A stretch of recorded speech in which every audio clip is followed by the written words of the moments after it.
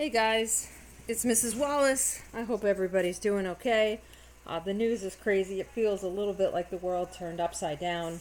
I hope you guys are doing okay. Just stay safe. Try to, hang tough with your family, and we'll just keep doing what we do here, which is a little bit of learning.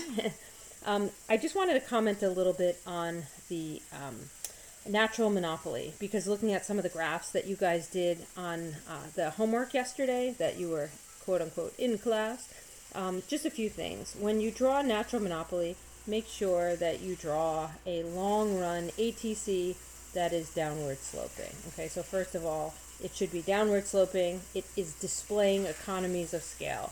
Remember what economies of scale is all about. This is suggesting that when the long run ATC is decreasing over greater and greater and greater quantities, we know that we have economies of scale. So the long run also has to be part of your ATC graph. And remember that you would also have then a marginal cost curve that is underneath your long run ATC.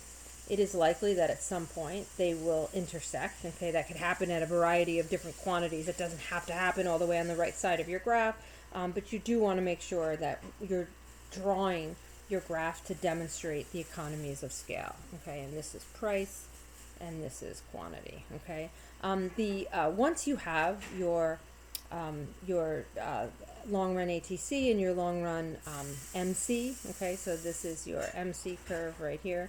As soon as you have that, it makes it a little bit easier to just draw the demand curve and the MR curve, and then to go through the motions of figuring out what's happening with your monopoly. The first thing is usually a profit maximizing monopoly. Okay, and it can be that this is an unregulated natural monopoly, in which case there's no regulation yet. We're just talking about a natural monopoly. By definition, has the long run ATC downward sloping.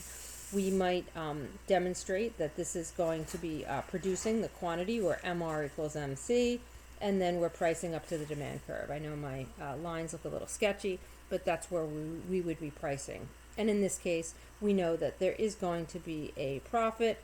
The profit is the difference between the price at the demand curve and the ATC at this quantity. We also know that we can point out where the allocatively efficient or socially optimal quantity would be. That's right there where that red dot is, okay? And this would be the quantity that is socially optimal. Note that that means allocatively efficient, the quantity that society wants. That is basically where marginal benefit equals marginal cost.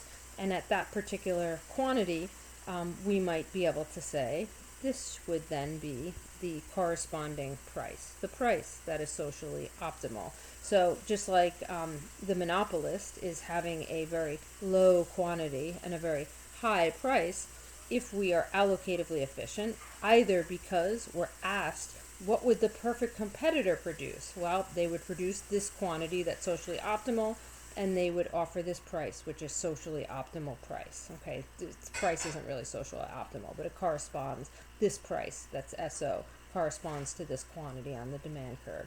So this is what a perfect competitor would do.